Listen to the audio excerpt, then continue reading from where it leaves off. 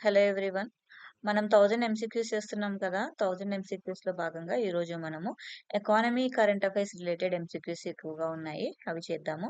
ఎందుకంటే economy, current affairs related MCQs అన్నవి చాలా ఇంపార్టెంట్ అన్నమాట. అవి ఎక్కువ వస్తూ ఉంటాయి. అండ్ పాలిటీ కూడా 2 క్వెషన్స్ ఉన్నాయి.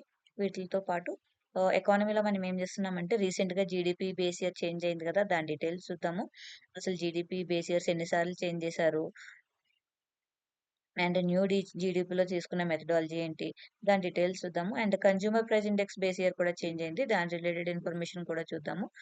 అండ్ ఆర్‌బీఐ ఇంకా ఢిల్లీ మధ్య జరిగిన ఎంఓఎస్ గురించి, క్రిప్టో కరెన్సీస్ రెగ్యులేషన్స్ ఎఫ్ఐయు ఇచ్చింది కొన్ని రెగ్యులేషన్స్. దాని రిలేటెడ్ ఇన్ఫర్మేషన్ కూడా చూద్దాం. సో, ఫస్ట్ క్వెషన్ చూద్దాం. ఫస్ట్ 2 క్వెషన్స్ వచ్చేసి పాలిటీ రిలేటెడ్ అన్నమాట.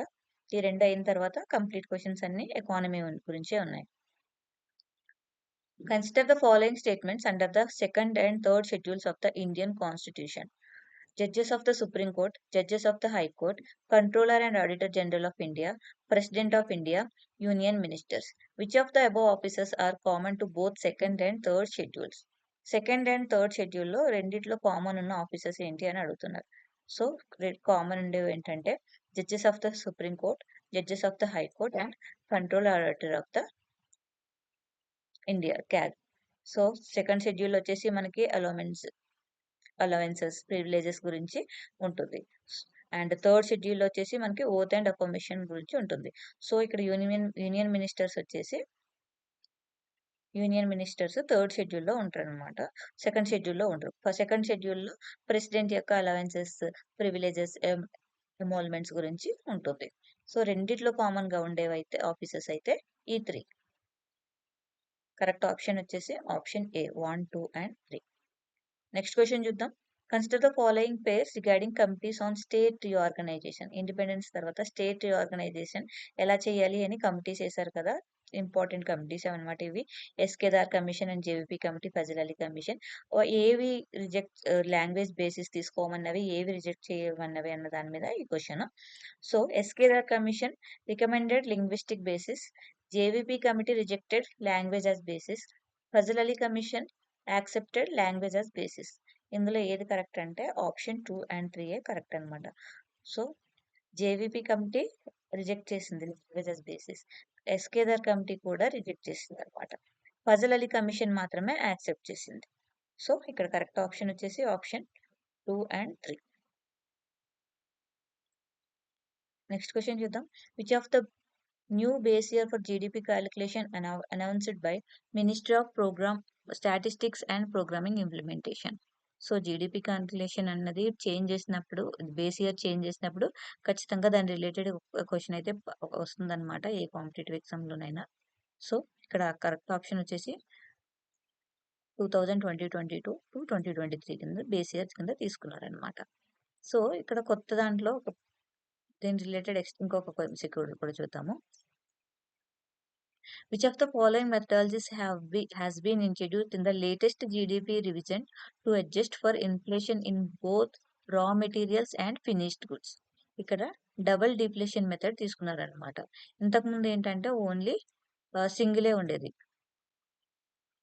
సింగిల్ ఉండడం వల్ల ఓన్లీ అవుట్పుట్ మెథడే ఉండేదన్నమాట. ఇప్పుడు తీసుకున్న ఈ డబుల్ డిప్లేషన్ మెథడ్ లో ఇన్పుట్ అండ్ అవుట్పుట్ ప్రైజెస్ ని మెజర్ చేయడానికి తీసుకుంటున్నారు.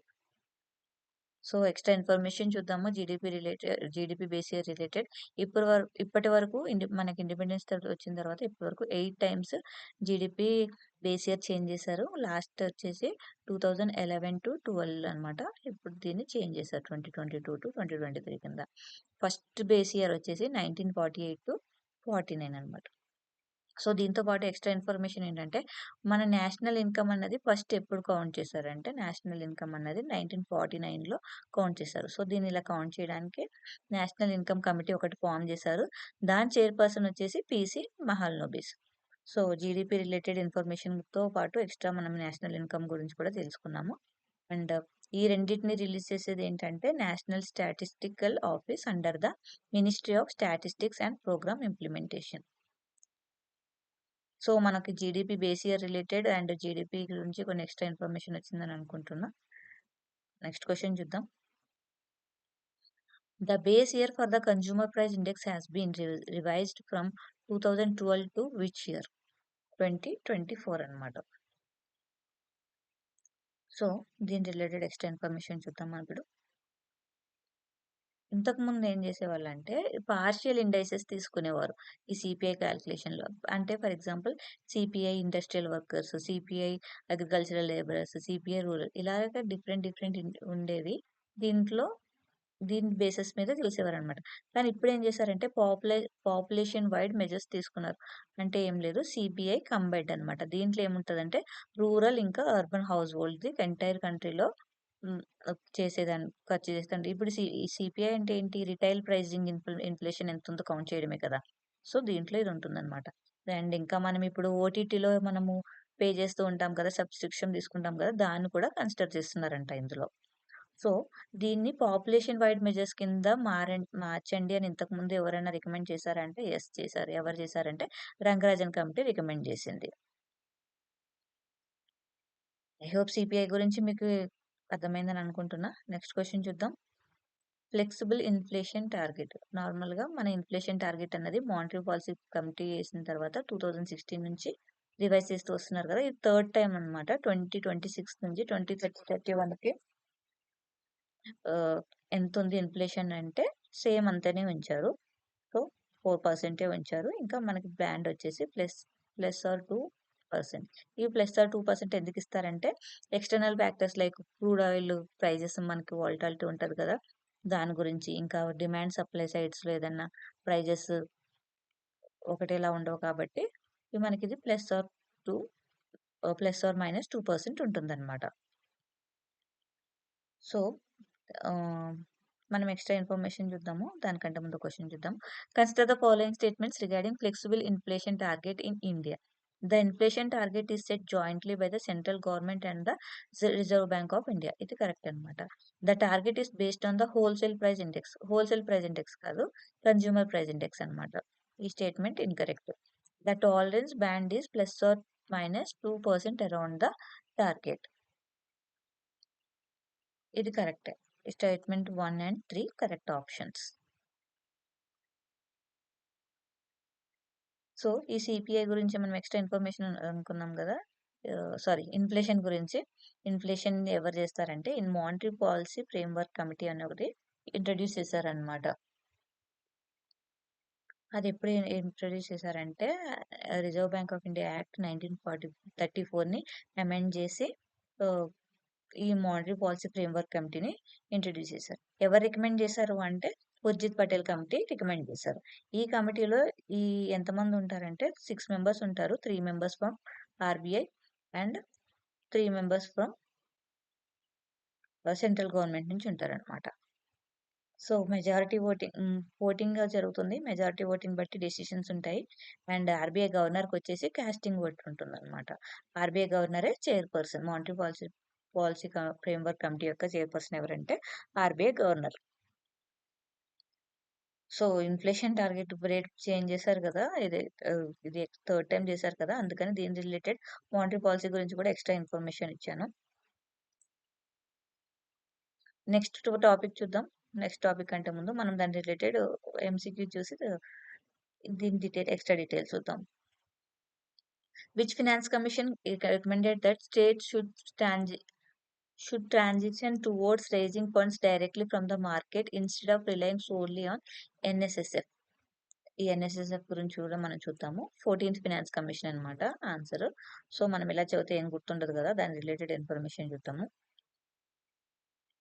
రీసెంట్‌గా ఢిల్లీ ఇంకా ఆర్‌బీఐ ఎంఓయూ సైన్ చేసిందనమాట. ఎందుకంటే ఇప్పుడు ఢిల్లీ గవర్నమెంట్ రైజ్ చేసుకోవచ్చనమాట. ఫండ్స్ ఓపెన్ మార్కెట్‌లోంచి రైజ్ చేసుకోవచ్చు అని ఆర్‌బీఐకి ఇంకా ఢిల్లీకి మధ్య మెమోరాండం జరిగింది. ప్రీవియస్‌గా ఎలా జరిగేది? ప్రీవియస్‌గా ఢిల్లీ ఎలా ఫండ్స్ కావాలంటే ఎలా రైజ్ చేసుకునేది? ఈ నేషనల్ స్మాల్ సేవింగ్ ఫండ్స్ నుంచి తీసుకునేదనమాట. సో, దీంట్లో ఏంటంటే ఇంట్రెస్ట్ రేట్ అన్నది ఎక్కువగా ఉంటుంది. నార్మల్‌గా ఓపెన్ మార్కెట్‌లో షేర్స్ ఇష్యూ చేసేది దానికంటే నేషనల్ స్మాల్ సేవింగ్ ఫండ్స్‌లో ఇంట్రెస్ట్ ఎక్కువ ఉంటుంది. ఈ నేషనల్ స్మాల్ సేవింగ్ ఫండ్స్‌లోకి ఫండ్స్ ఎలాగొస్తాయి? For example Sukanya Samriddhi scheme ఉంది. దాని రిలేటెడ్ అమౌంట్ అంతా ఎవరైతే డిపాజిట్ చేస్తారో అవన్నీ దీనిలోకొస్తాయి. సో, 14థ్ ఫైనాన్స్ కమిషన్ ఏం చెప్పిందంటే నేషనల్ స్మాల్ సేవింగ్స్ ఫండ్‌లో ర ఇంట్రెస్ట్ రేట్ ఎక్కువుంది కాబట్టి దానిలోంచి స్టేట్స్‌ని బ తీసుకోనివ్వకుండా చెప్పిందన్నమాట. తీసుకోవద్దు అని రికమెండ్ చేసింది. సో, అలా రికమెండ్ చేస్తే ప్లస్ 4 స్టేట్స్‌కి ఎగ్జంప్షన్ ఇచ్చిందనమాట. అందులో ఢిల్లీ, అరుణాచల్ ప్రదేశ్, మధ్యప్రదేశ్ అండ్ కేరళ ఉన్నాయన్నమాట. ఈ 4 స్టేట్స్ ఎన్ఎస్ఎఫ్ నుంచి తీసుకుంటున్నాయి. ఇప్పుడు ఢిల్లీ అయితే బయటకొచ్చేసింది కదా! ఇది ఆర్‌బీఐ మెమోరాండం ద్వారా. సో, అందుకని మనకి ఇంపార్టెంట్ అన్నమాట. సో, టాపిక్ అన్నది ఈజీయే. కానీ ఈ 14థ్ ఎవరు మనకి ఎన్ఎస్ఎఫ్ నుంచి లోన్స్ తీసుకోకుండా డైరెక్ట్‌గా ఓపెన్ మార్కెట్‌లోంచి రేజ్ చేసుకోమని ఏ కమిషన్ చెప్పింది అని అడిగే ఛాన్స్ ఉంటుంది కదా! అలాగా ఇందులో కొన్ని ఎక్స్‌ట్రా పాయింట్స్ వచ్చినాయని అనుకుంటున్నా. ఐ హోప్ మీకు ఈ టాపిక్ అర్థమైందని అనుకుంటున్నా. నెక్స్ట్ క్వెషన్ చూద్దాం. FIU crypto exchange regulations. ఈ ఫినాన్షియల్ ఇంటెలిజెన్స్ యూనిట్ వచ్చేసి క్రిప్టో ఎక్స్చేంజ్ రెగ్యులేషన్స్‌కి కొన్ని డైరెక్టివ్స్ ఇచ్చిందనమాట. అండ్ దానికంటే ముందు మనం ఏంటంటే ఎఫ్ఐయు అన్నది ఇప్పుడు సింగిల్ పాయింట్ రెగ్యులేటర్ అనమాట క్రిప్టో కరెన్సీకి. ఏ యాక్ట్ కింద అంటే prevention of money laundering act కింద సింగిల్ యూనిట్. ఇది కూడా డైరెక్ట్‌గా క్వెషన్ ఇచ్చే ఛాన్స్ ఉంటుంది. సో, అందుకని ఇక్కడ నేను ఒక ఎంసీక్యూ కూడా ఫ్రేమ్ చేశాను. చూడండి. According to the FIU directives okay. Mm. Which which act empowers the Financial Intelligence Unit to act as a single point regulator of crypto exchanges in India? నార్మల్‌గా SEBI అనుకుంటాం కదా మనం. సెబీ కాదు. Prevention of money laundering act అన్నమాట. గుర్తుపెట్టుకోండి. So, regulations ఏమిచ్చిండ్రో అవి కూడా చూసేద్దాం మనము. రెగ్యులేషన్స్ ఇచ్చిన తర్వాత దాని రిలేటెడ్ ఎంసీక్యూ చూద్దాం. సో, ఏం చెప్పిందంటే కొన్ని డైరెక్టివ్స్ ఇచ్చిందనమాట. ఇప్పుడు క్రిప్టోలో ట్రేడ్ చేస్తారు కదా! వాళ్ళు ఎలా చేయాలని చెప్పింది. Initial token offerings and initial coin offerings అన్నది డిస్కరేజ్ చేసింది. లైక్ సిమిలర్‌గా మనం ఐపీఓలో ఉంటాయి కదా! ఆహ్, షేర్స్ ఇష్యూ చేసే దాంట్లో అలాగుంటుంది. ఎందుకు డిస్కరేజ్ చేసిందంటే ఇన్వెస్టర్స్‌ని హై రిస్క్ వాలటైల్స్ నుంచి ప్రొటెక్ట్ చేయడానికి. ఇంకా నెక్స్ట్ డైరెక్టివ్ ఏం తెచ్చిందంటే, కేవైసీ మ్యాండేటరీ చేసిందనమాట. Selfies with liveliness detection and bank account verification using pen drop method ద్వారా స్ట్రిక్ట్ కేవైసీ కూడా తీసుకొచ్చిందనమాట. అండ్ థర్డ్ వన్ ఏం చేసిందంటే టంబ్లర్ అండ్ మిక్సర్స్‌ని కూడా అలౌ చేయట్లేదు. టంబ్లర్స్ అండ్ మిక్సర్స్ ఏమైతదంటే అందరూ ఇన్వెస్టర్స్‌ని ఒక దాంట్లో పూల్ చేస్తారన్నమాట. పూల్ చేసిన తర్వాత అందులో ఒరిజినల్ సోర్స్ ఎవరు అన్నది కనిపించదు. సో, దీనివల్ల మనీ లాండరింగ్ అయ్యే ఛాన్స్ ఉంటుంది కాబట్టి, ఈ టంబ్లర్ అండ్ మిక్సర్స్‌ని గూడా అలౌ చేయలేదు. మో డైరెక్ట్ మెయిన్‌లీ 3 డైరెక్టివ్స్ ఇచ్చింది. ఐ హోప్ మీకిది అర్థమైందని అనుకుంటున్నా. అర్థం కాకపోతే ఇంకొకసారి చూడండి ఈజీగానే ఉంటుంది. సో, దాని రిలేటెడ్ క్వెషన్ చూద్దాం. According to FIU directives what is the mandatory requirement for bank accounts verification on crypto exchange? KYC చెప్పాను కదా! Verification via penny drop method. దీని ద్వారా ఆహ్, కేవైసీ అప్‌డేట్ ఆహ్, చేయాలి అని మ్యాండేటరీ చేసిందనమాట. సో, లాస్ట్ టాపిక్ చూద్దాం. లాస్ట్ టాపిక్ ఏంటంటే, ఇప్పుడు జీఎస్టీ కాంపెన్సేషన్ సెస్ ఉంది కదా! నార్మల్‌గా మనం జీఎస్టీ ఇంట్రొడ్యూస్ చేసిన తర్వాత కాంపెన్సేషన్ సెస్ ఉంది. దాన్ని కరోనా టైంలో దాన్ని ఎక్స్‌టెండ్ కూడా చేశారు. ఇప్పుడు ఈ కాంపెన్సేషన్ సెస్ అన్నది 1 ఫిబ్రవరి 2026తో ఆపేశారనమాట. తీసేశారు. సో, ఈ కాంపెన్సేషన్ సెస్ కింద వేసే cess for example pan masala, tobacco కింద ఆహ్, వేసే సెస్ ఉంటుంది కదా! సిన్ గుడ్స్‌కి అందులో హ్మ్. ఎక్కువ టాక్స్ రేట్స్ ఉంటుందనమాట. సో, వీటిల్ని ఇప్పుడు చేంజ్ చేశారు. ఎందుకంటే ఇది క్లోజ్ చేసేసారు కాబట్టి న్యూ ఇనిషియేటివ్ తీసుకొచ్చారనమాట. న్యూ యాక్ట్‌లోకి తీసుకొచ్చారు వీటిల్ని. సో, దాంట్లో ఏంటంటే పాన్ మసాలాకి ఏం చేశారంటే హెల్త్ సెక్యూరిటీసే నేషనల్ సెక్యూరిటీ యాక్ట్ 2025 ఉంది కదా! దీనిలో మార్చేసారనమాట. దీనిలోకి తీసుకొచ్చారు. ఇప్పుడు దీన్ని తీసుకురావడం వల్ల ఏమైందంటే ah, for example tax rate అన్నది సేమ్ అంతే ఉంటుంది. 88% అంతే ఉంటుంది. ఓల్డ్ స్ట్రక్చర్‌లో ఎలాగుంటుందంటే 28% జీఎస్టీ ప్లస్ 60% సెస్ ఉండేది. ఈ న్యూ స్ట్రక్చర్‌లో 40% GST plus sorry 40% GST plus 48% cess చేశారనమాట. సో, సిన్ గుడ్స్ మీద మనల్ని ఎంకరేజ్ సిన్ గుడ్స్ యూజ్ చేయకుండా డిస్కరేజ్ చేయడానికి ఇలా ఎక్కువ టాక్స్ రేట్స్ అన్నవి ఏస్తారు. సో, మనకిలా డైరెక్ట్‌గా క్వెషన్ ఇచ్చారనుకోండి, మనకి అలా కొంచెం ఇన్ఫర్మేషన్ తెలిస్తే ఈ క్వెషన్స్ అనేవి పెట్టడం ఈజీగా ఉంటుంది. సో, క్వెషన్ చూద్దాం.